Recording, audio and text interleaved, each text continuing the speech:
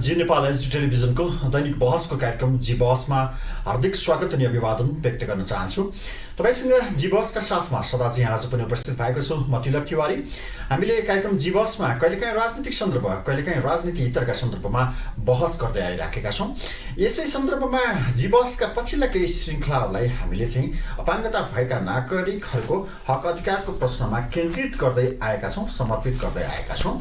र यसै सन्दर्भमा अहिले जुन अन्तर्राष्ट्रिय अपाङ्गता दिवसको चाहिँ माहौल छ र डिसेम्बर 3 तारिक 28औं अन्तर्राष्ट्रिय अपाङ्गता दिवस नेपालमा पनि भव्यताका साथ मनाउने भएको छ। एउटा तयारी त्यसरी भइराखेको छ र यो डिसेम्बर 1 तारिकबाट चाहिँ यसको चाहिँ औपचारिक रूपले एउटा पत्रकार सम्मेलन गरेर राष्ट्रिय अपाङ्ग महासङ्घ नेपालले त्यसको चाहिँ विविध कार्यक्रमहरू सार्वजनिक गरेको छ। यो कहिलेसम्म कसरी कस्तो ढङ्गले मनाउँदैछ अपाङ्ग महासङ्घले, त्यस्तै गरेर यो चाहिँ सहर केन्द्रित अर्थात् दूरदराजमा यसको कसरी मनाइँदैछ, त्यस्तै गरेर नेपालमा अपाङ्गता भएका नागरिकहरूको समग्र अवस्था कस्तो छ, यो आन्दोलनको आक्रामकता र यसको रक्षात्मकता के छ, यो कुन स्टेजमा छ, अहिले कुन सङ्क्रमणबाट यो गुज्रिराखेको छ भन्ने सन्दर्भमा समग्र उहाँहरूको चाहिँ पीडाको कुरा, उहाँहरूको सङ्घर्षको कथा, त्यस्तै गरी उहाँहरूको उपलब्धिको सन्दर्भ यावत सन्दर्भमा आज हामी बहस गर्छौँ।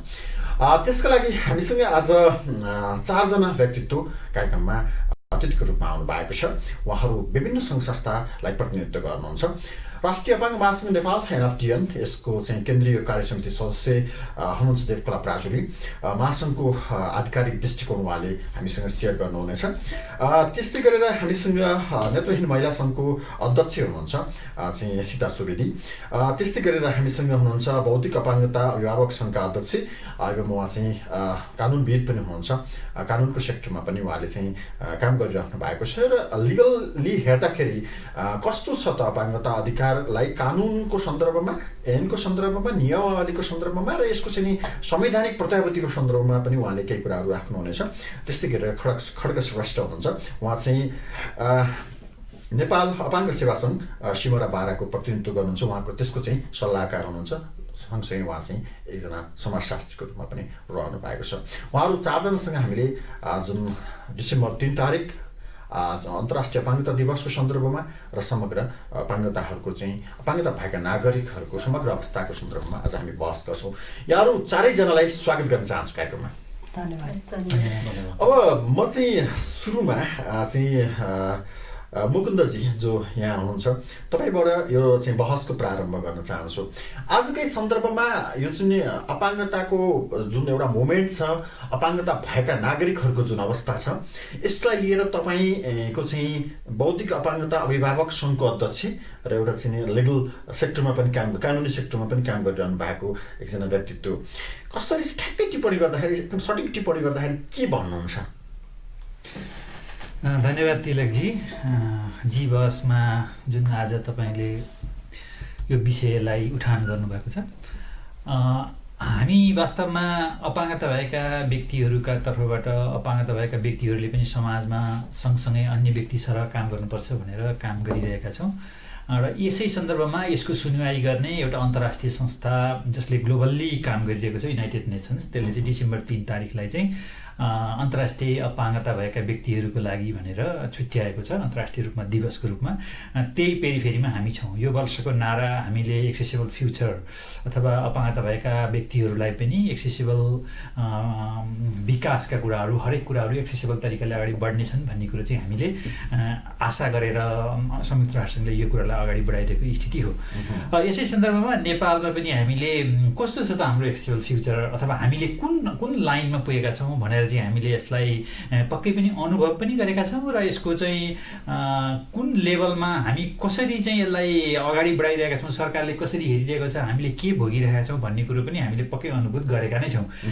अब यो समय चाहिँ यस्तो समय बनिरहेको छ कि अहिले चाहिँ सरकारले पनि अथवा नागरिक समाजले पनि अरू शक्तिमा रहेका अरू निकायहरूले पनि अपाङ्गता भएका व्यक्तिहरू कता छन् भनेर हेरिरहेको अवस्थाहरू पनि हो। किनभने बाध्यता पनि छ त्यहाँनिर।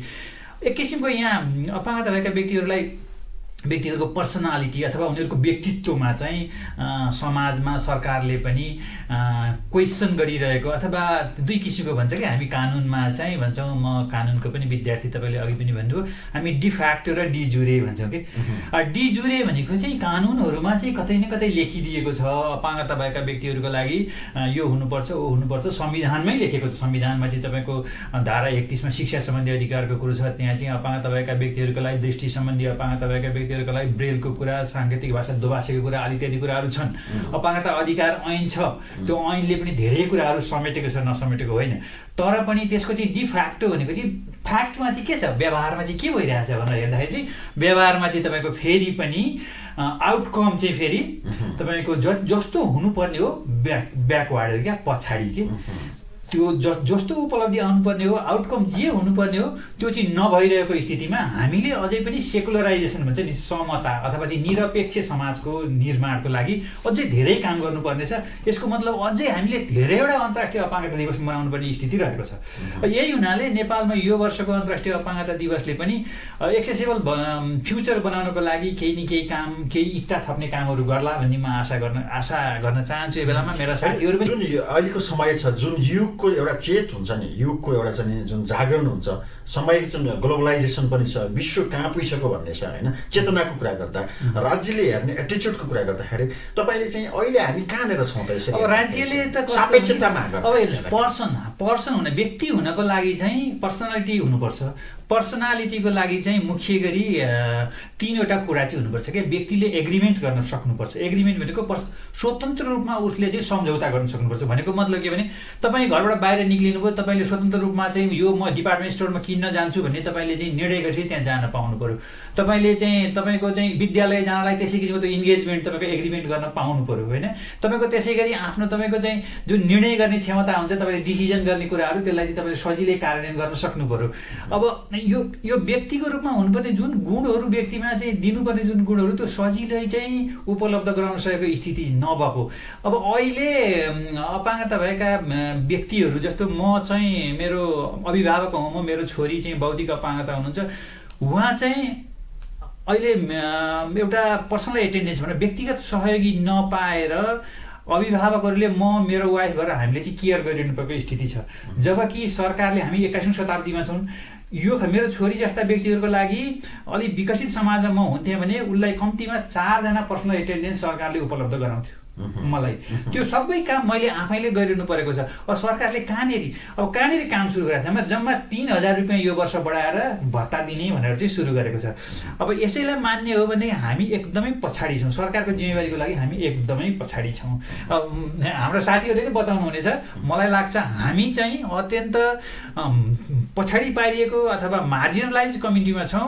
हामीलाई पनि सँगसँगै लाने हो भने यो मेक द राइट रियल र यो सस्टेनेबल डेभलपमेन्ट गोल छ 2030 को, त्यसलाई सँगसँगै लाने हो र नो वान लेफ्ट बिहाइन्डलाई चाहिँ एचिभ गर्ने हो भने यो एकदम पूर्ण अशक्त अपाङ्गता भएका व्यक्तिहरूको लागि काम गर्नुपर्छ। एनएफडिएन लगायतले पनि यसमा एडभोकेसीमा चाहिँ अगाडि बढ्नुपर्छ। तब मात्रै अपाङ्गता भएका व्यक्तिहरूको लागि यो वर्ष केही गर्न सकिएला।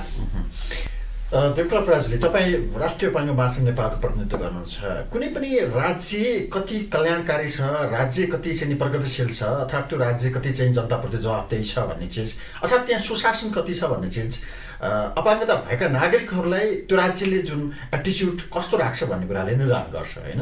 जुन एउटा चाहिँ अल्पसङ्ख्यक होइन, जुन सीमान्तकृत वर्गप्रतिको राज्यको चाहिँ नि जवाफदेहिता कतिको छ भने, जस्तै अपाङ्गताको सेक्टरमा तपाईँले चाहिँ के फिल गर्नु भएको छ राज्यको एटिच्युडको सन्दर्भमा? राज्य कति यो मामिलामा चाहिँ अग्रसर छ, कति त्यो सचेतनाको लेभल राज्यमा बस्नेहरूसँग त्यो विवेक भनौँ अझ, त्यो विवेक कतिको छ भन्ने लाग्छ जस्तो? यसमा त अघि मुकुन्द सरले भनिहाल्नु भयो नि, राज्य कहाँ छ भन्ने कुरा त उहाँले भनिहाल्नु भयो। हामी अलिकति राम्रो ठाउँमा, अलिकति राम्रो देशमा हुन्थ्यौँ भने अहिले चाहिँ उहाँको छोरीले 4 जना सहयोगी पाउँथ्यो, अथवा हाम्रो राज्यले अहिले चाहिँ अति अशक्त अपाङ्गता भएको जसलाई पुरै अरूले काम गर्नुपर्छ, उनीहरूको लागि चाहिँ जम्मा 3000 दिएको छ भनेपछि यसैबाट प्रश्न छ कुरा त होइन। तर राज्य आज पनि अपाङ्गता भएका व्यक्तिहरूको अधिकारको बारेमा सोचेको छैन।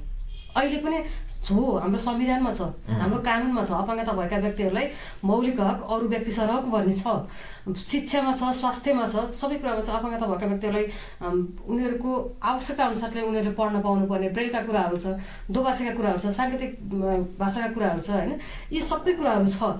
तर त्यो जहाँ हामी प्रयोग गर्न जान्छौँ नि, प्रयोग गर्ने ठाउँ भनेको विद्यालय हो, समुदाय हो, जहाँ हामीले त्यो सुविधा लिन जान्छौँ त्यहाँ अहिले पनि त्यहाँ बस्ने व्यक्तिहरूको सोचाइ चाहिँ अधिकारमुखी छैन, कल्याणकारी छ। यिनीहरूलाई दिनुपर्छ बिचरा कठै। यो त हामीले पनि भनिरहेको छ नि देवकोटाजी। तपाईँ एनएफडिएनले चाहिँ यसको लागि के गर्दै? म भन्दैछु मुकुन्द सर, म त्यो सुन्न चाहन्छु। तपाईँले अब चाहिँ म गइरहेको छु, पक्राउनुहोस् न, सुन्छु, म भन्छु भनेपछि सुन्नु। त्यो अवस्था चाहिँ यस्तो छ, अहिले हामीसँग एउटा मात्रै राज्य छैन, हामीसँग 753 वटा राज्य छन्। अहिले हामीले एउटा राज्यमा मात्रै गएर कुरा गरेर हुनेवाला छैन, किनभने अहिले सङ्घीय सरकारले बनाएको कानुन स्थानीय सरकारले चाहिँ म यसलाई मान्दिनँ अर्को बनाउँछु भन्यो भने सक्ने पक्षमा छ। सङ्घीय सरकारले कुन अनुपातमा हेरेको छ त्यही अनुपातमा स्थानीय सरकारले हेरेको छ कि छैन, सङ्घीय सरकारमा हुने व्यक्तिले हेरेकै अनुपातमा स्थानीय व्यक्तिहरूले हेरेको छ कि छैन, प्रदेश त बिचमा रुममा लिएको छ, प्रदेशले त्यसरी हेरेको छ कि छैन भन्ने किसिमको चाहिँ हामीले अहिले यति धेरै एडभोकेसी गर्नु जरुरी छ नि। किनभने स्थानीयतामा अहिले पनि आज पनि भोलि हामी 28औं अन्तर्राष्ट्रिय अपाङ्गता दिवस मनाउँदैछौँ।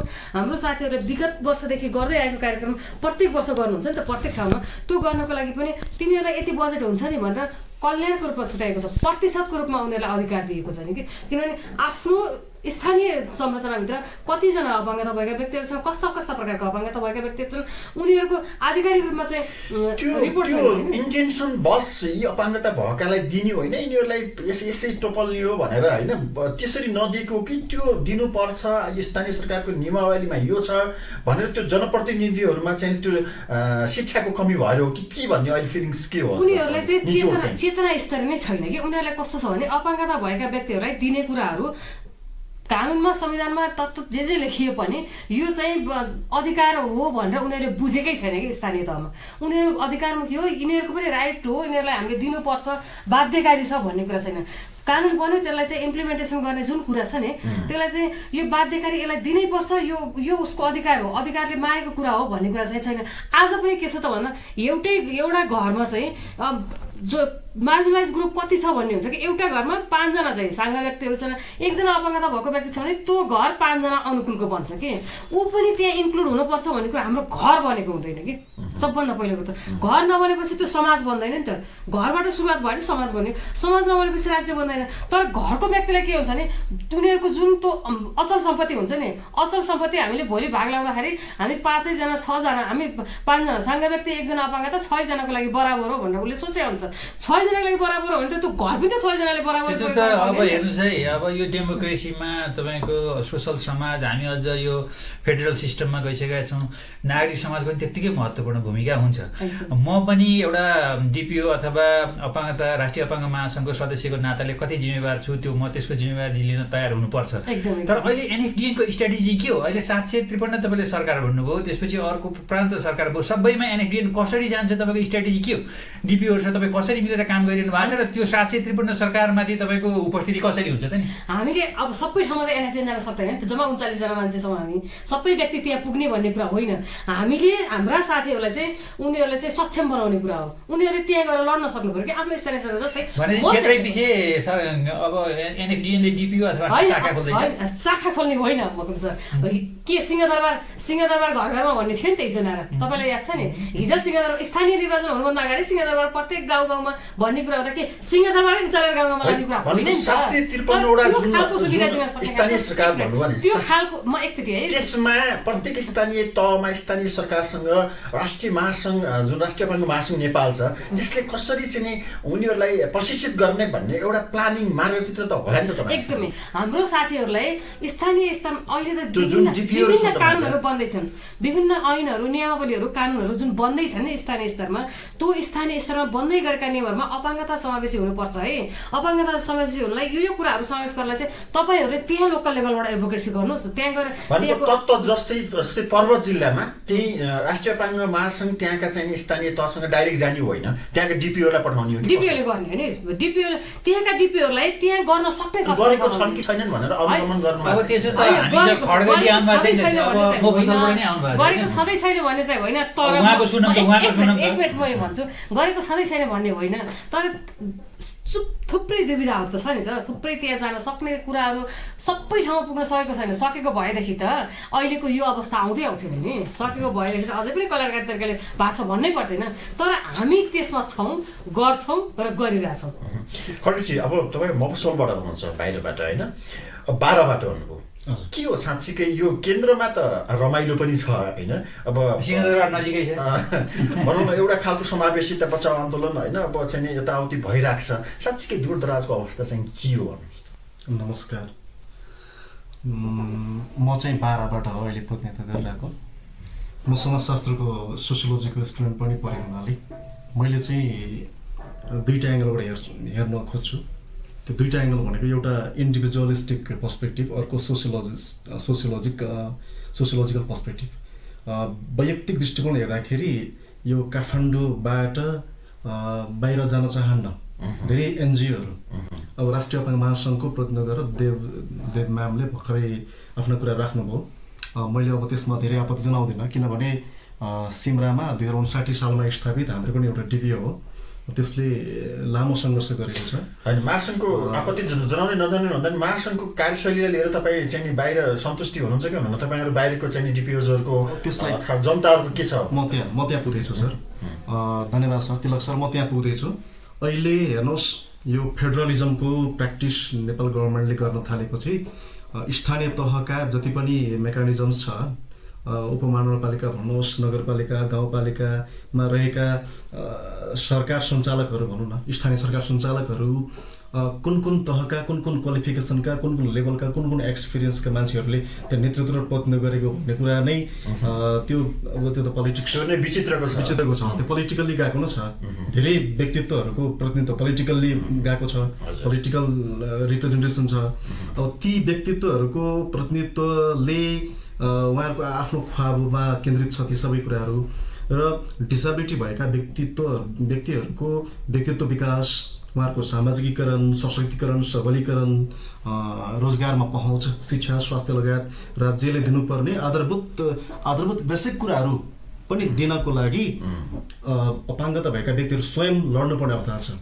जबकि हामीले नेपाल लगायतका नेपालका छिमेकी साउथ एसियन कन्ट्रिज, अन्य एसियाली मुलुकहरू, अब युरोपियन अमेरिकनलाई छोडेर अलि नजिकको एसियाली मुलुकहरूमा हेर्ने हो भने उहाँहरूको यो डिसेबिलिटी सेक्टरको प्र्याक्टिसलाई अथवा सोसल वेलफेयरको सामाजिक कल्याण सम्बन्धी कार्यक्रमहरूको कार्यान्वयन तहलाई हेर्ने हो भने नेपाल धेरै पिछडिएको छ र लामो समयको सङ्घर्षपछि राष्ट्रिय अपाङ्ग महासङ्घले एउटा छात्र संस्थाको रूपमा काम गरिरहेको सकारात्मक पक्ष हो। यस्तो पनि छ खड्गेजी, वास्तवमा त्यो जुन छ नि, तपाईँले भन्नुभयो नि नेपाल यो सिभिल सोसाइटीको तर्फबाट चाहिँ पछाडि छैन, हेर्नुहोस्, म त्यो मान्नेवाला छैन।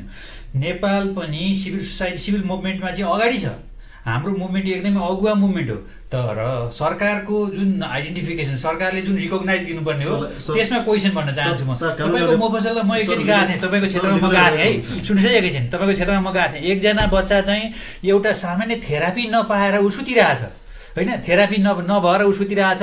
हामी चाहिँ यहाँबाट एउटा कार्यक्रम लिएर गएका थियौँ, एक दिन थेरापी गरेको भरमा केही हुनेवाला थिएन, जबकि त्यसलाई कम्तीमा 3-4 जना चाहिँ उसलाई चाहिँ त्यो सपोर्ट पर्सन चाहिनेवाला थियो। त्यहाँ गएर चाहिँ केही काम गर्नु पर्यो नि त। कानुनी अधिवक्ता हुनुहुन्छ, कानुन क्षेत्र हुनुहुन्छ, मैले के जोड्न चाहेँ भने हेर्नुहोस्, हो सरकारले गर्न नचाहेको होइन, नगरेको पनि होइन, तर अपाङ्ग संरक्षण तथा कल्याण 2039 त्यो जमानामा बनेको कानुन कार्यान्वयन गर्न 2051मा अपाङ्ग अधिकारको अपाङ्ग अधिकार नियमावली 51 भर्खर आयो। त्यसपछि बिस्तारै यति लामो समयसम्म खोस्टामा परिणत गरेर राखेको सारा डकुमेन्ट्स, ऐन, नियमावली, कुराहरू, कानुनहरू थन्काएर राखेको थियो सरकारले। अब सरकारको प्र्याक्टिस हेर्नुहोस्, नेपाल सरकारको प्र्याक्टिस अहिले हेर्नुहोस्, अहिले लामो समय हेर्नुहोस्, राष्ट्रपाङ महासङ्घले एटलिस्ट अब सङ्घ सङ्गठन विस्तार, यसको स्ट्रक्चरल एक्सपेन्सन चाहिँ गर्यो, संरचनात्मक विस्तार विकास चाहिँ गर्यो गाउँ गाउँमा, ग्रामीण तहमा। तर राष्ट्रपाङ महासङ्घले सम्बन्धित सरकारवाला निकायहरूसँग समन्वय गरेर, साझेदारी गरेर, दाता संस्थाहरूसँग, डोनर एजेन्सीहरूसँग समन्वय सहकार्य गरेर जसरी गाउँ गाउँका दूरदराजका स्वावलम्बी संस्थाहरू जो आफै स्थापित थिए उनीहरूको सशक्तिकरण सबलीकरणमा जुन खालको भूमिका खेल्नुपर्ने हो, राष्ट्रपाङ महासङ्घ बिचरा आफै असफल छ।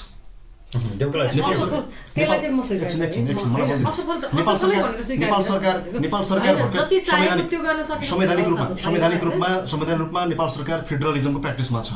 अहिले स्थानीय निकायहरू भइसकेको छ, स्थानीय सरकार हुँदा पनि स्थानीय सरकारसँग सिधै लिङ्क राखेर होइन, नगरपालिका, उपमहानगरपालिका, गाउँपालिकासँग समन्वय साझेदारी गरेर, उहाँहरूसँग साझेदारी गरेर कमसेकम डिसेबिलिटी सेक्टरलाई पनि अगाडि बढाउँ, अन्य पिछडिएका दलित जनजाति भन्छौँ हामी, अन्य वृद्धहरूको कुरा गर्छौँ होइन, अनाथ बालबालिका कुरा गर्छौँ, उहाँहरू सामाजिक रूपमा जो पछाडि परेका छन् उनीहरूको सबलीकरणको लागि त स्थानीय निकायहरूसँग सहकार्य समन्वय गर्नुपर्ने हो नि। त्यो मामिला भनौँ त उहाँहरूको आफ्नै अब स्ट्राटेजी होला, उहाँहरू भ्याइ नभ्याइ होला। अब विगतलाई कोटाएर हेर्ने हो भने राष्ट्रिय महासङ्घले त आफै एनजिओको रूपमा प्रोजेक्ट चलाइरहेको, डेनिस एसोसिएसन, अब जापानिज एसोसिएसन, क्यानाडियन एसोसिएसन होइन, तपाईँको जर्मन एसोसिएसन, एनजिओको प्रोजेक्ट चलाइरहेको व्यस्त यस्तो प्रोजेक्ट चलाइरहेको भन्ने कुरामा पनि म भन्छु धेरै राम्रो गर्नुभएको छ, राम्रो गर्नुभएको छ। खण्डमा केन्द्रित भएर मैले अघि उठाएको कुरा भने एउटा सोसियोलोजिकल्ली उहाँहरू चाहिँ के हो, इन्डिभिजुअलिक पर्सपेक्टिभबाट अलिकति व्यस्त हुनुभयो। राम्रै कुरालाई त्यसलाई पोजिटिभली नै कमेन्ट गर्नु होइन, धेरै व्यस्त हुनुभएको छ। अनि सोसियोलोजिकल्ली हेर्दाखेरि चाहिँ के छ भने जो पिछडिएका छन् उहाँहरूको साङ्गठनिक रूपमा उहाँलाई अगाडि ल्याउने, विकासको मूल प्रभाव ल्याउने। हेर्नुहोस्, development is the human rights. विकास भनेको त मानव अधिकार हो नि, यो त विश्वव्यापी युनिभर्सल्ली एक्सेप्टेड गरिएको कुरा हो। हुन त हामीसँग अधिक असर हुनेछ। ह्युमन राइट्सको रूपमा आएको विकासको कुरालाई लिएर राष्ट्रियपाङ महासङ्घले जुन जसरी अगाडि बढ्नुपर्ने हो त्यसरी बढ्न नसकेको चाहिँ यथार्थ हो। यो विषयमा फेरि देवकोलाई चाहिँ फेरि आउँला। सीताजी, हजुरको चाहिँ के छ, अब एउटा संस्थाको प्रतिनिधित्व गरिरहनु भएको छ, नेतृत्व गरिरहनु भएको छ, अध्यक्ष हुनुहुन्छ नेपाली महिला सङ्घको, हजुरले चाहिँ कसरी टिप्पणी गर्नुहुन्छ अहिलेकै अवस्थालाई चाहिँ? अहिलेको अवस्था सरकारको, महासङ्घको लगायत सिभिल सोसाइटीको अहिलेको अवस्था कस्तो छ भने अब हाम्रो साथीहरूले पनि भनिसक्नुभयो होइन। अब राष्ट्रिय लेभलमा सरकारबाट जुन कानुनहरू होइन निर्माण गर्ने क्रम त अब राम्रै आछ। संविधानदेखि नै विश्वमा उत्कृष्ट संविधानको रूपमा लिइन्छ नेपालको संविधानलाई। तर यसको कार्यान्वयन पक्षको कुरा गर्दाखेरि यो अत्यन्तै फितलो छ। किनभने अब दूरदराजमा रहेका अपाङ्गता भएका व्यक्तिहरूको कुरा गरौँ, अझ महिलाहरूको कुरा गरौँ होइन, पूर्ण अशक्त, अति अशक्त अपाङ्गता भएको व्यक्तिहरूको कुरा गरौँ, उहाँहरूलाई स्याहार गर्नकै लागि पनि उहाँहरूको परिवारले पनि नभ्याइरहेको अवस्था छ। कि हाम्रो मुकुन्द सरले पनि भन्नुभयो, एउटा अति अशक्त, पूर्ण अशक्तको व्यक्तिलाई स्याहार गर्नको लागि झन्डै 4 जना मान्छे चाहिन्छ होइन।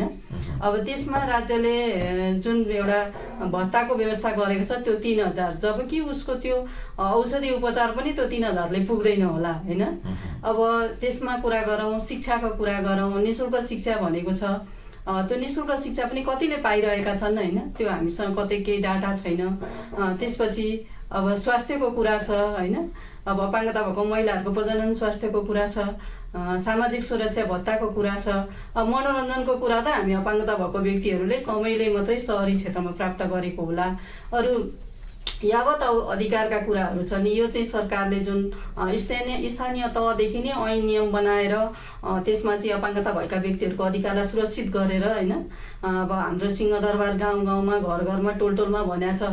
तर त्यो चाहिँ अहिलेसम्म खोइ ऐन नियममा पनि सबै अलमलिरहेको र सम्बन्धित व्यक्तिहरूलाई बोलाएर त्यो ऐन नियमहरू बनाउनको लागि, यसो सहजीकरण गर्नको लागि पनि उहाँहरूले त्यति चासो नराखेको सरकारी पक्षबाट त्यस्तो देखिएको छ।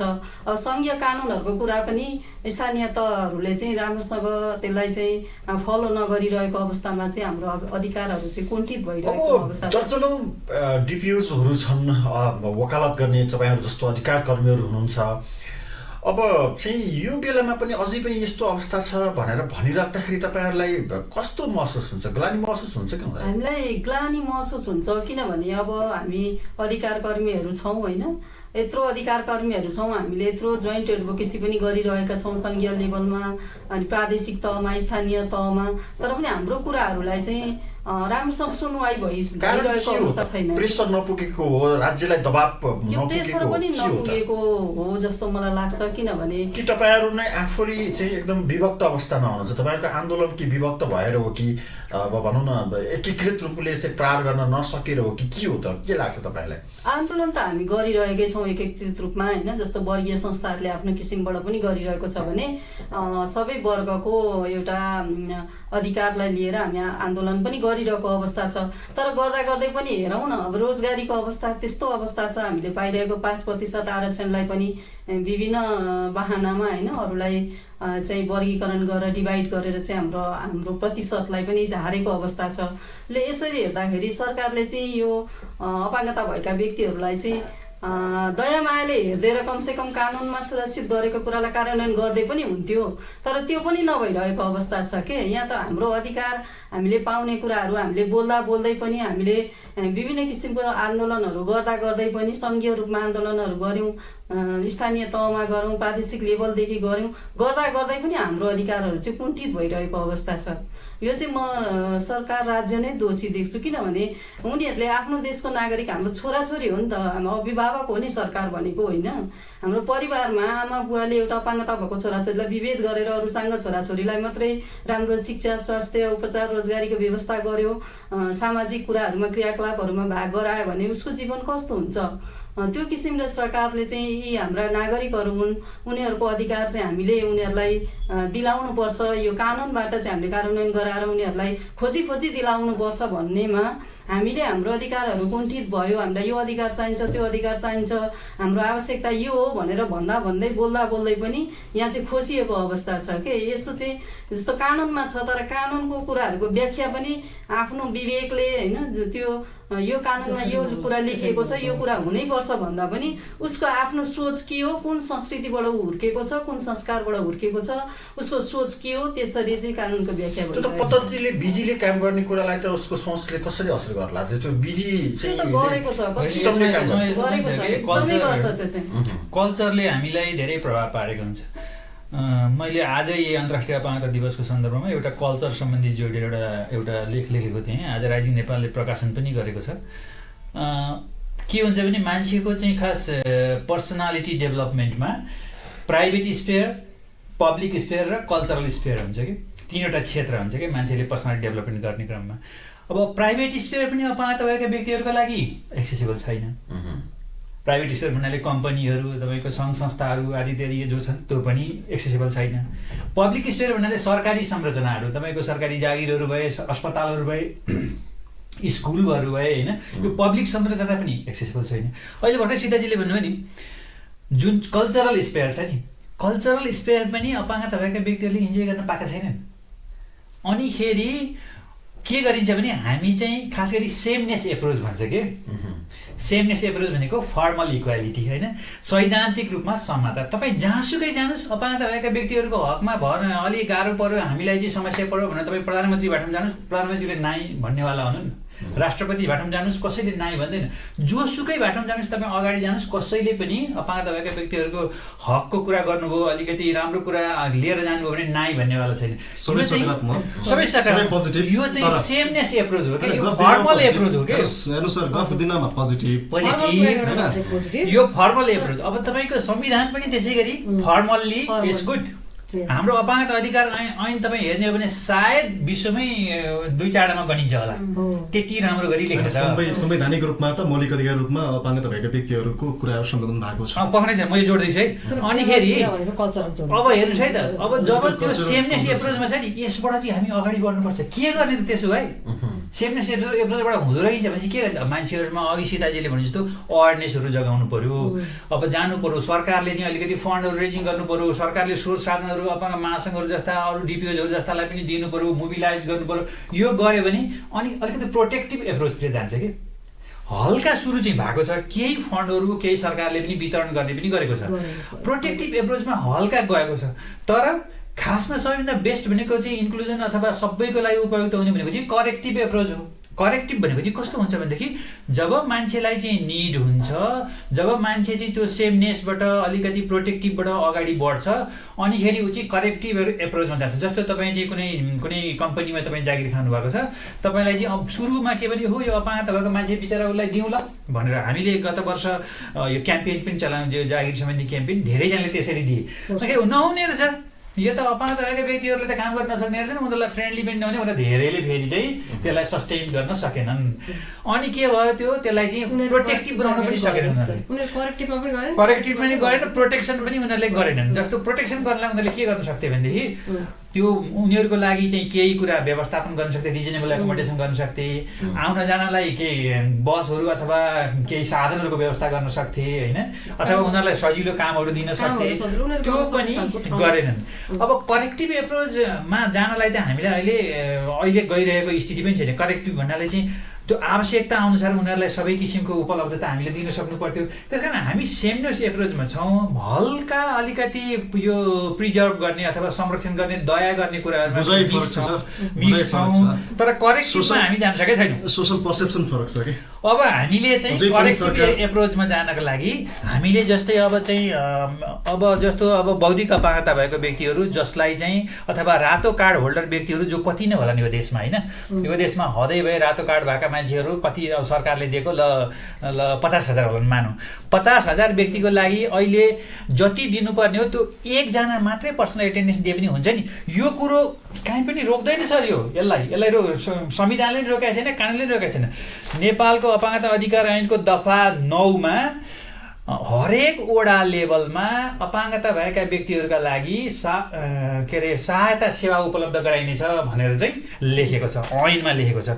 अब त्यो अनुसार ऐनमा भएको व्यवस्था अनुसार नियमले लेखेर ल्याऊ भनेर म आफू पनि लागेर राष्ट्रिय अपाङ्ग महासङ्घका महासचिवजी लगायतका हामी धेरै मान्छेहरू पनि लागेर, देवकलाजी पनि हुनुहुन्थ्यो, हामीले त्यहाँ लागेर हामीले सरकारलाई पनि एउटा फर्मेट बुझाएको थियौँ के गरी चाहिँ यो खालको केयर सिस्टमलाई अगाडि बढाउन सकिन्छ भनेर। त्यो बुझाउँदा हामीले भनेका थियौँ कि कम्तीमा काहीँ न काहीँबाट सुरु गर बाबा, जुम्लाबाट सुरु गर, हुम्लाबाट सुरु गर, काठमाडौँबाट सुरु गर, कहाँ गर्दा सजिलो हुन्छ सरकारले सुरु गर, 1 जनालाई सुरु गर, 2 जनालाई सुरु गर, 5 जनालाई सुरु गर, अथवा 100 जनालाई सुरु गर, अथवा 500 जनालाई सुरु गर।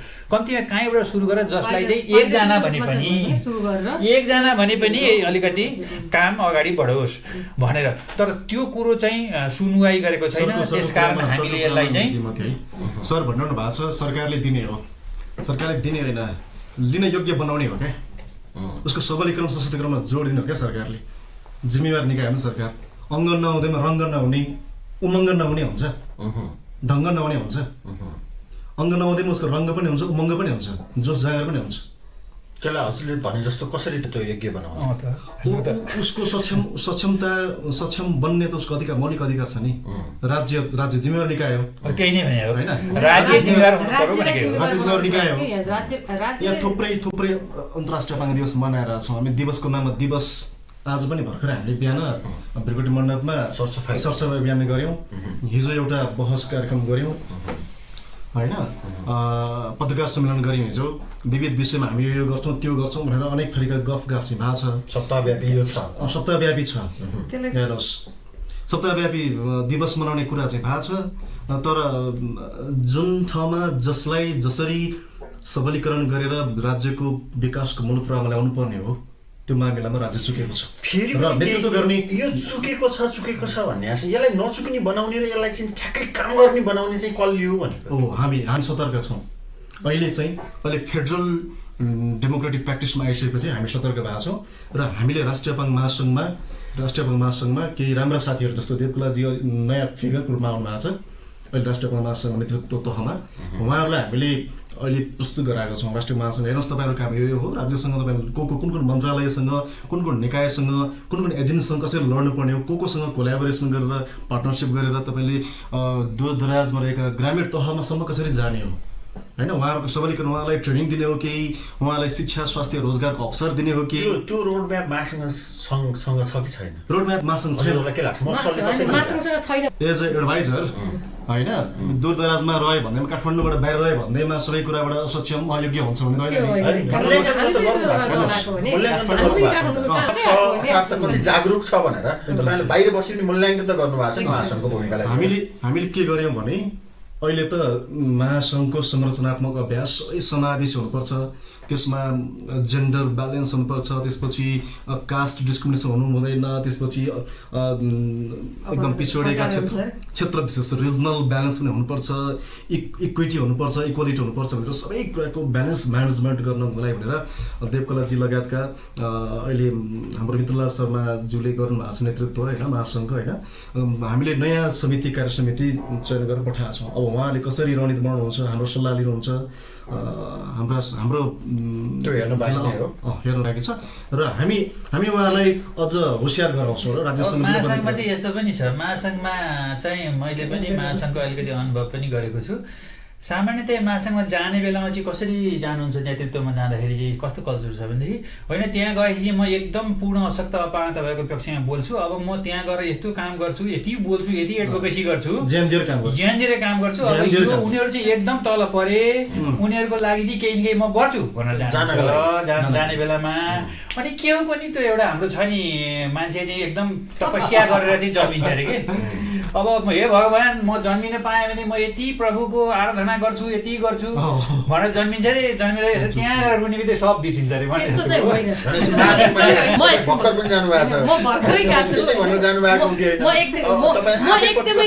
के भनेर गएको छु भने खड्का चाहिँ यही हुनुहुन्छ तपाईँले एकदमै सुन्नु भएको छ म के भनेर गएको छु भने तपाईँ के गर्नुहुन्छ महासङ्घमा मलाई साथीहरूले सोधेको प्रश्न त्यही थियो मैले के भनेको थिएँ म यो गर्छु भनेर म जान्न भोलि मेरो आवश्यकताले जे गर्न मलाई जरुरी हुन्छ नि म त्यही काम गर्छु किनभने हामीसँग अति अशक्त मुकुन्द सरसँग मैले भनेको थिएँ अति अशक्त अपाङ्गता भएका व्यक्तिको बारेमा चाहिँ मलाई काम गर्ने इन्ट्रेस्ट छ है र सबभन्दा पहिला तपाईँले बोलाउनु भएको भने त्यही काम हो र मैले लागेसम्म म गरि पनि राख्छु फेरि तर के हुन्छ भने नि म यो गर्छु त्यो गर्छु भने हुन्छ कतिपय चाहिँ जाने चुनाव हो नि त त्यहाँ पनि कतिपय जाने त्यो बाटो होला तर महासङ्घभित्र म यो गर्छु भनेर जाने बित्तिकै सीताजी हुनुहुन्छ उहाँको दोस्रो कार्यकाल हो हामीले गर्न सकिँदैन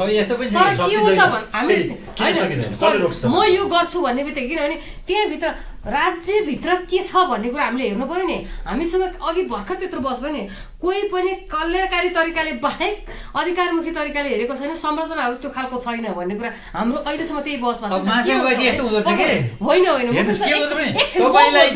नजिक आसेपासे हुन्छ नि आएर बोल्ने कराउने उनीहरूले प्रभाव पार्छन् मान्छेको नेचर हो के नेचर हो तिलक सर अनिखेरि आए चाहिँ के गर्छ मैले अध्यक्ष अनि फेरि उहाँहरूले के गर्नुहुन्छ भने अब त्यहाँ आएर चाहिँ एकदम उ गर्नुहुन्छ एकदम यो गर्नु पर्यो ऊ गर्नु पर्यो यहाँ आउनु पर्यो ऊ गर्नु पर्यो भन्नुहुन्छ भनेपछि के गर्नुहुन्छ भने त्यसैको पछि लाग्नुहुन्छ अब त्यो पूर्ण अशक्त अपाहत भएको व्यक्तिहरू त उहाँ त्यहाँ गएर भन्न सक्दैन नसकेपछि के गर्छ उनीहरूको कुरो बिर्सिनुहुन्छ अहिले महासङ्घले गरेको कुरा म भन्छु अहिले विभिन्न नियम नीति नियमहरू बनिरहेछन् नि त विभिन्न मन्त्रालयहरूमा बनिरहेछन् स्थानीय स्तरमा बनिरहेछन् हामीले स्थानीय स्तरको साथीहरूलाई चाहिँ तपाईँहरूले एडभोकेसी गर्नुपर्छ है भने चाहिँ केमा किन कसरी गर्नुपर्छ भन्ने कुराहरू चाहिँ हामी उहाँहरूसँग संसारमा बसिरहेछौँ कि प्रत्येक साथीहरूसँग किनभने उहाँहरूले अब कति ठाउँमा चाहिँ हाम्रो डिपिओसको संरचना नै नभएको ठाउँ पनि त छ नि कति ठाउँमा त होइन भनेपछि कति ठाउँमा चाहिँ अब समन्वय समितिमा अपाङ्गता भएका व्यक्तिहरू नराखेको कति राखेका पनि बोल्न हुन्छ नि आफ्नो आवाजहरू कसरी राख्ने भन्ने प्रस्तुत गर्न नसकेका साथीहरू पनि हुनुहुन्छ सबै ठाउँमा पुग्न सकिने अवस्था छैन म अहिले भन्नुहुन्छ तपाईँलाई सबै ठाउँमा नपुगे पनि जति ठाउँमा नमुनागत रूपमा पुगेको छ नि त्यहाँ चाहिँ काम महासङ्घले छ नि म एउटा कुरो भनिहाल्छु महासङ्घले चाह्यो भने एउटा काम महासङ्घले यति पावर छ कि सरकारले महासङ्घलाई नै रिकगनाइज गर्छ अरूले भनेको खासै टेर्दैन महासङ्घले कम्तीमा पूर्ण अशक्त अपाहत भएको व्यक्तिको लागि यो वर्ष पर्सनल एटेन्डेन्स एउटा जिल्ला अथवा 10 जना अथवा 20 जना अथवा 100 जनालाई सुरु गरौँ भने एउटा एजेन्डा लिएर जाने भने महासङ्घले अहिले लागू गर्न सक्छ यति पावर छ महासङ्घ तर उसले यो सुनवाई गरेको छैन म ठोका गरेर भनिदिन्छु ल जाने दोस्रो कार्यकाल के हो हजुरको अनुभूति के काम गर्न चाहे अनुसार सकिँदैन भन्ने नै हो कि त्यो इच्छा शक्ति नभएर हो कि तपाईँहरू पनि त्यहाँ गएपछि अरू केही भनौँ न नेतृत्वले जता भनौँ त्यतै हो कि केही नोट अफ डिसिजन पनि राखेर कहिले काहीँ टेबल ठक्नुहुन्छ कि के हुन्छ होइन यस्तो छ, अब महासङ्घले नगरेको गर्न नसकेको भन्न नै चाहिँ मिल्दैन होइन। अपाङ्गता भएका व्यक्तिहरूको अवस्थालाई केही माथिसम्म ल्याउने अनि सङ्घीय लेभलमा कार्य समितिको दोस्रो कार्यकालको समितिको सदस्य भएर बचाउ गर्ने भन्दा पनि ठ्याक्कै भन्नु न के हो? यस्तो छ नि त, अब सबैतिर अप्ठ्यारो भएपछि त त्यसलाई समेटेर लान पनि त गाह्रै हुन्छ नि त होइन। अब सरकारलाई एडभोकेसी गर्ने गाह्रो चाहिँ के छ प्रश्न भन्दैन गाह्रो त छ नि। अब सरकारले कानुन मात्रै बनाउँछ होइन, दस्तावेज मात्रै बनाउँछ, त्यसलाई अक्षरशः लागू गर्दैन। हामीले एडभोकेसी गर्दा गर्दै पनि हाम्रो अधिकारहरू कुण्ठित गरेर बढाउनु पर्ने ठाउँमा कटौती गर्दै लान्छ होइन। विभिन्न बाहनामा चाहिँ हाम्रो अधिकारहरू चाहिँ कुण्ठित भइरहेको अवस्था छ। अब सबै किसिमको अपाङ्गता भएको व्यक्तिहरूको अधिकारलाई सुरक्षित गर्नलाई नेतृत्व त लागिरहेकै छ नि। किनभने महासङ्घको एउटा 39-42 जनाको मात्रै होइन नि त, त्यहाँ त सबै हामी अपाङ्गता भएको डिपिओजहरूको पनि प्रतिनिधित्व हुन्छ।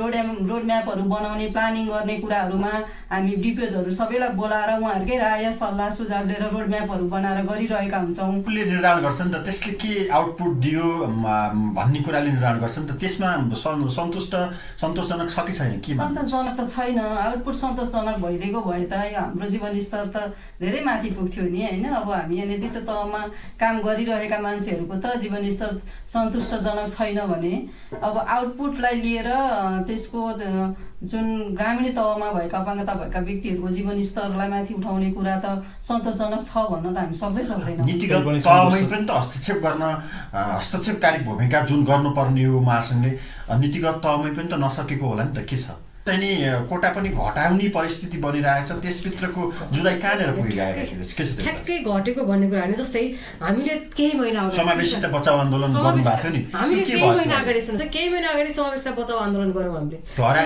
त्यो हराएको कुरा होइन, त्यसमा चाहिँ हामीले थुप्रै बहस गऱ्यौँ, थुप्रै पटक सडकमा आयौँ, थुप्रै कुराहरू भयो नि। तर त्यसमा के कस्तो हो त भन्दा सरकारले त्यही त अघि भनिहाल्यो नि, सरकारले यो जरुरी भन्दा हामीसँग कसरी सरकार पन्छियो त भन्दा उसले खोज्छ इन्जिनियरमा अपाङ्गता भएका व्यक्तिको कोटा खोज्लियो र इन्जिनियरमा अपाङ्गता भएका व्यक्तिहरूको पढ्ने स्तर छ कि छैन। अहिले तपाईँ हेर्नुहुन्छ भने हामीले स्टाफ नर्स पढ्न हाम्रा थुप्रै बहिनीहरू जान्छन्, तर स्टाफ नर्स पढ्न चाहिँ उनीहरूलाई हाम्रो अपाङ्गताको अवस्थाले दिइँदैन कि। अनि स्टाफ नर्समा अपाङ्गताको कोटा खोलिदियो भने त्यहाँनिर दरबन्दीमा त्यहाँ चाहिँ हाम्रो निवेदन पर्छ। अनि तिमीहरूको अपाङ्गता भएका व्यक्ति छैनन् भनेर भन्छ कि लोकसेवा आयोग त्यसरी पन्छिएको अवस्था छ।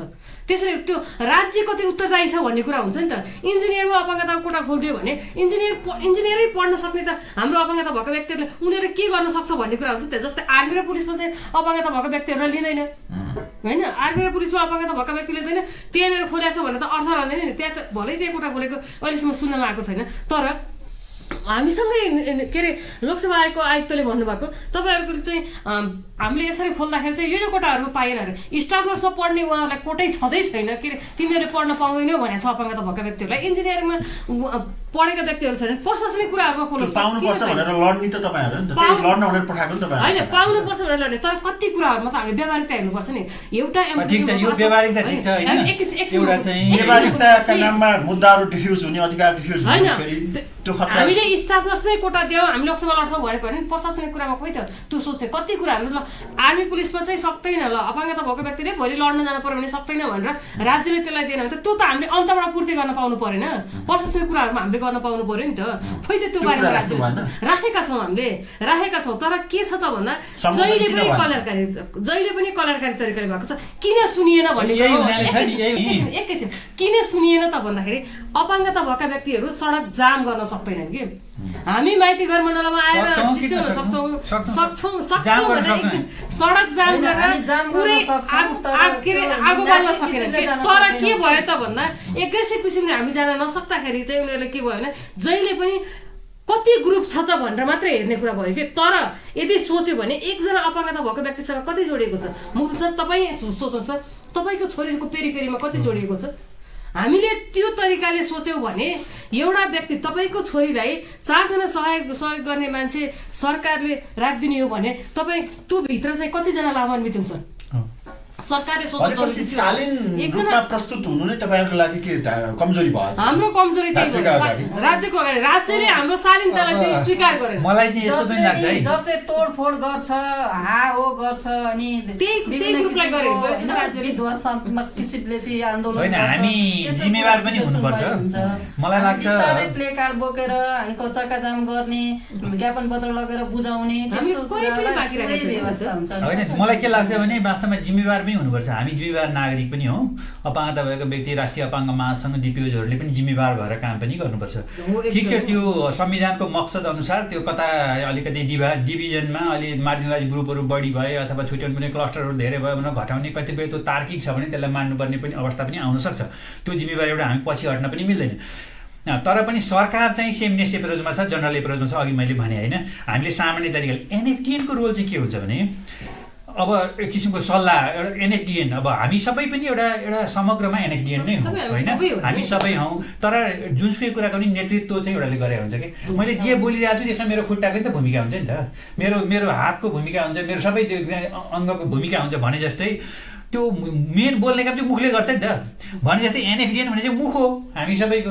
उसले चाहिँ के गर्न सक्छ भने उसले चाहिँ करेक्टिभ एप्रोचमा चाहिँ कामहरू गर्न सक्छ। उसले चाहिँ करेक्टिभ एप्रोचको लागि काम गर्नलाई उसले चाहिँ सरकारलाई सजेस्ट गर्न सक्छ।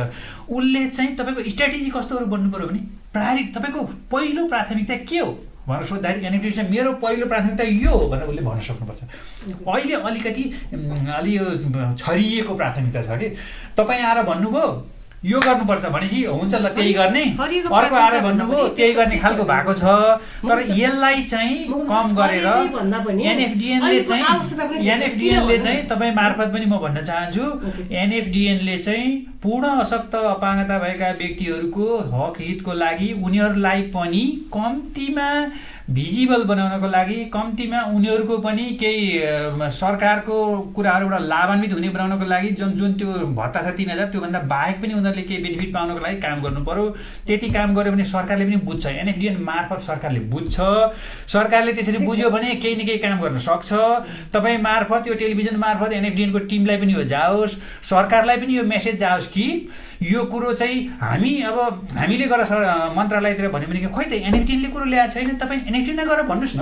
म अस्ति भर्खर एउटा कार्यक्रम चलाइरहेको थिएँ, मैले एउटा कार्यक्रम चलाइरहेको थिएँ, महिला बालबालिका समाज मन्त्रालयको चाहिँ अपाङ्गता अधिकार डेस्कको प्रमुख आउनुभएको थियो। अनि उहाँलाई मैले भने यो कार्यक्रम त सुरु गर्नु पर्यो नि सर, यो यस्तो यो सरकारले सुरु पनि गरिसकेको छ, ऐन बनाइसकेको छ, तपाईँ बजेट एलोकेट गरेको खै तपाईँले कहाँबाट सुरु गर्नु छ भने खै एनएफडिएनले कुरो ल्याएको छैन, तपाईँ त्यहाँ गएर भन्नुहोस् न। अब ल हाम्रो कुरा सुन्नुमा प्रब्लम छ, तपाईले भनेको त्यही यो कुरोमाथि भूमिका निर्वाह गर्नु पर्यो। म एउटा कुरा भन्छु मुकुन्द सर, एक मिनट। एनएफडिएनमा भएका व्यक्तिहरू सबै कुरामा विद्वत छैन, यो कुरा तपाईँले स्वीकार गर्नु जरुरी छ। किनभने विद्वान भएर मात्रै मान्छे त्यहाँ जाने होइन। एउटा नम्बर 1 कुरा तपाईँलाई त्यही भनेको कुरा तपाईँ एनएफडिएनमा भन्न आउनुहोस्, हामी सँगै जान्छौँ। एनएफडिएन तपाईँहरूसँगै छ, किनभने एनएफडिएन आफ्नो काम गर्न आफ्नो आवाज मात्रै बोल्न त्यहाँ बसेको होइन, व्यक्तिको आवाज बोल्न बसेको होइन, वर्गको आवाज बोल्न बसेको हो। र एनएफडिएन तपाईँले त्यो कुरा लिएर आउनुहोस्, कहाँनिर जानुपर्छ हामी जान्छौँ। हस्, यो सेटल भयो, ठिक छ। त्यसो भएदेखि अब हामी त्यो अनुसारले जाने, एनएफडिएनले प्राथमिकतामा राख्छ।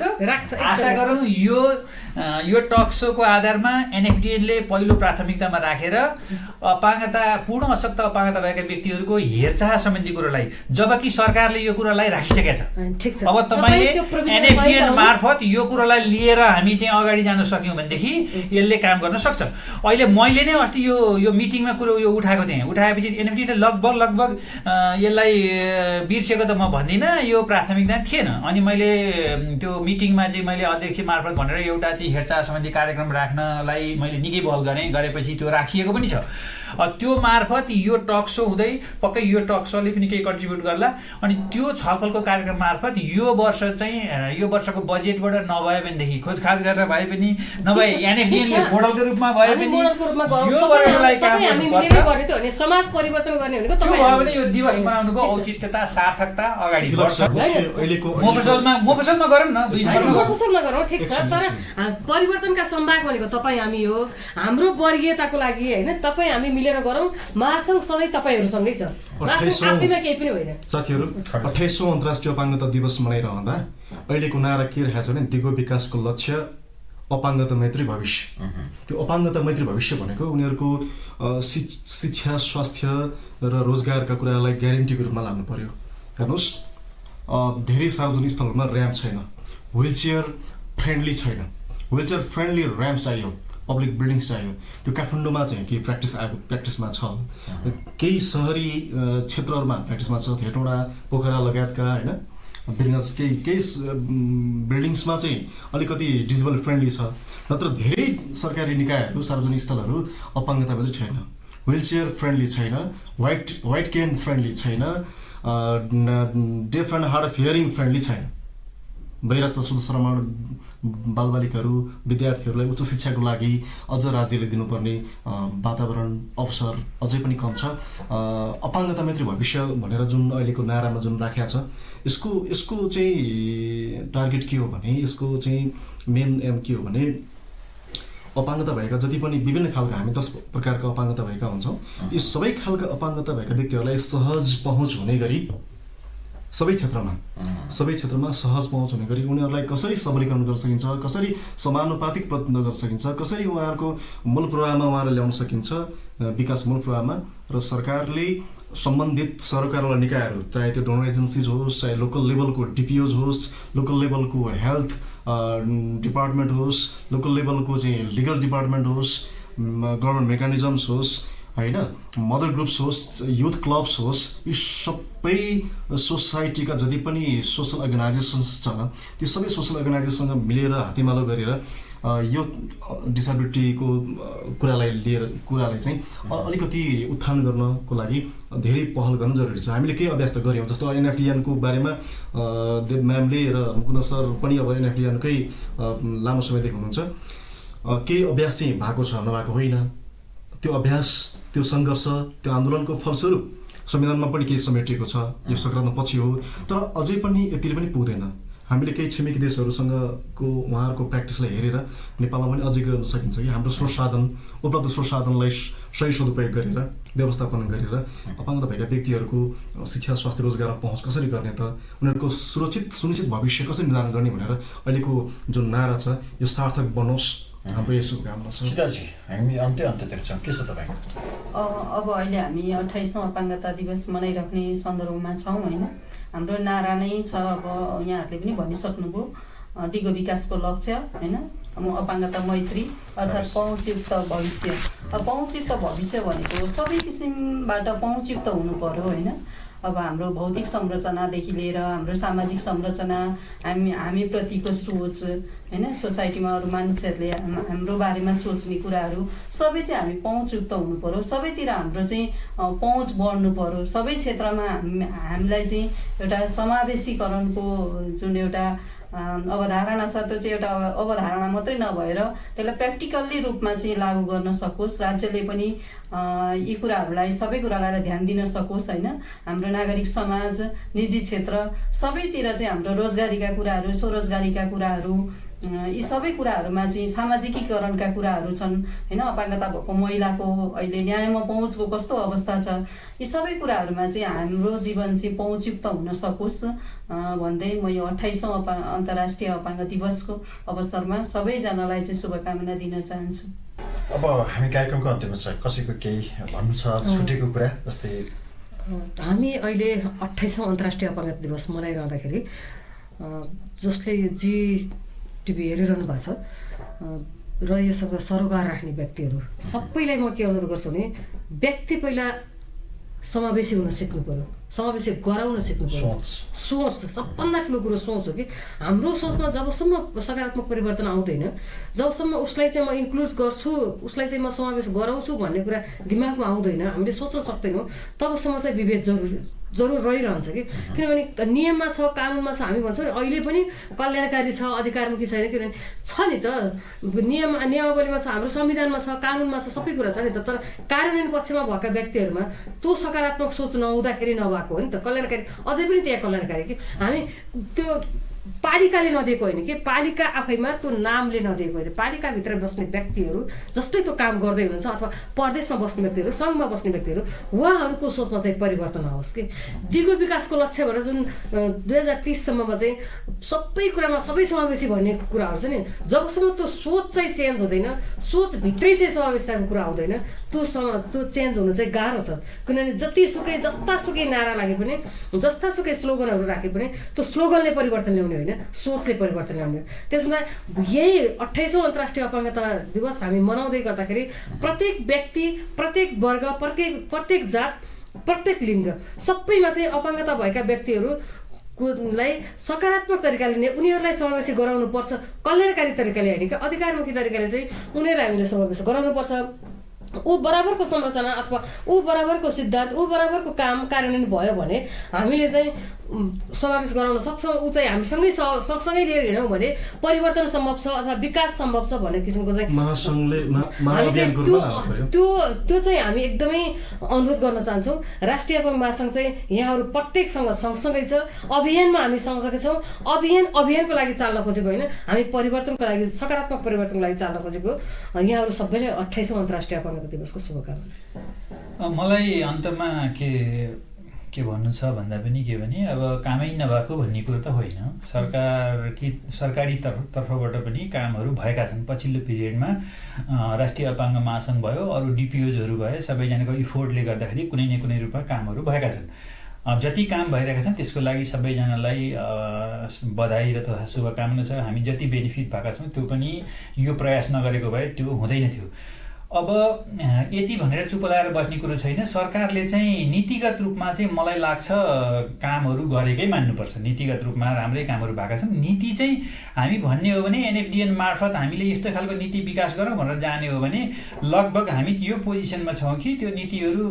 अलिकति समय लगाएर पारित गराउन सक्ने अथवा त्यो नीति ल्याउन सक्ने स्थितिमा हामी छौँ अब फेरि पनि अवस्था त सुध्रेको छैन वाट आउटकम भन्दा आउटकम चाहिँ एकदमै पछाडि छ जिरो त नभनौँ पछाडि छ त्यसको आउनको लागि एनएफडिएन मार्फत हाम्रो अहिले एकदमै राम्रो पक्ष के पनि भएको छ भने एनएफडिएन चाहिँ अलिकति सर्वसम्मत संस्था पनि भएको छ हामीसँग डिभाइडेड पनि छैन सबैको छाता संस्था एउटा एनएफडिएन मात्रै हो राष्ट्रिय अपाङ्ग महासङ्घ मात्रै हो यो मार्फत सरकारबाट पनि जाँदाखेरि सरकारले सुनवाई गरिरहेको स्थिति रहेको हुनाले हामीले एउटा प्राथमिकताको क्रमलाई राखेर र यो जुन अपाङ्गता भएका व्यक्तिहरू जो असाध्यै मार्जिनलाइज छन् जो एकदमै पछाडि परेका छन् जसलाई चाहिँ सहयोगी सेवाको आवश्यकता छ त्यसमा हामीले अलिकति प्राथमिकता राखेर काम गर्ने अवस्था हामीलाई अगाडि आओस् र एनएफडिएनले पनि यो कुराहरूमा अलिकति जोड दिएर काम गरोस् र हामी सबैलाई पनि त्यसमा अगाडि लाँदै अबका दिनहरूमा यो वर्ष यो सहयोगी सेवा सम्बन्धी काम केही गर्न सकियोस् यसको मतलब अरू काम गर्दै नगर्नु भन्ने होइन अघि सीताजीले भने जस्तो कामहरू सबै गर्नुपर्छ अघि खड्गजीले भने जस्तो विभिन्न ऱ्यामहरूको काम गर्नुपर्छ एक्सेसिबिलिटीको लागि काम गर्नुपर्छ त्यो काम नगर्नु भन्ने होइन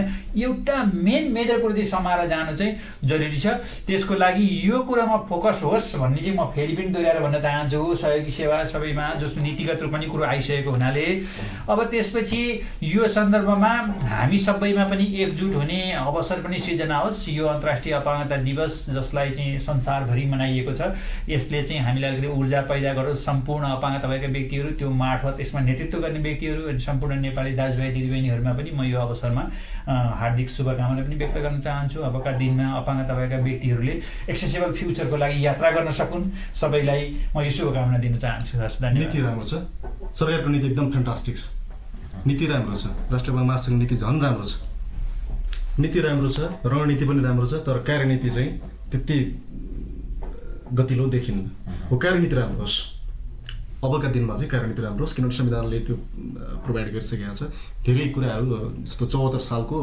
अपाङ्ग ऐन बनिसकेको छ होइन अपाङ्गता व्यक्तिहरूको चाहिँ हकित पुनर्स्थापन सोसियल्ली एडुकेसनल्ली कल्चरल्ली रिहाफ गर्नुपर्छ भन्ने कुरा पुनर्स्थापित गर्नको लागि धेरै कुराहरू राम्रो भएको छ नीतिगत रूपमा तर कार्यनीतिगत रूपमा राम्रो हुनको लागि अब यो सरकार स्थायी सरकार छ होइन राम्रो छ सरकारको भिजन पनि राम्रो छ हामीले साथ दिनुपर्छ पोजिटिभ डिस्क्रिमिनेसन जुन छ त्यसलाई अलिक स्ट्रङ लानुपर्छ जी बहसको यो कार्यक्रममा सबैले अवसर दिनुभयो तिलक सरलाई पनि धेरै धन्यवाद दिन चाहन्छु यहाँहरू पनि जुन अन्तर्राष्ट्रिय अपाङ्गता दिवस छ 28औं यहाँ आइदिनु भयो र यो सन्दर्भमा चाहिँ यहाँहरूले आफ्नो दृष्टिकोणहरू राखिदिनु भयो यहाँहरूलाई धेरै धेरै धन्यवाद धन्यवाद आदरणीय दर्शकवृन्द, कार्यक्रम जीवासको आजको निर्धारित समय सकिएको छ। आज हामीले 28औं अन्तर्राष्ट्रिय अपाङ्गता जुन दिवस छ, अपाङ्ग दिवस, यसको सन्दर्भमा बहस गऱ्यौँ र हामीसँग आज 4 जना व्यक्तित्व अतिथिको रूपमा रहनुभएको थियो। राष्ट्रिय अपाङ्ग महासङ्घ नेपाल, त्यस्तै गरेर बौद्धिक अपाङ्गता अभिभावक सङ्घ,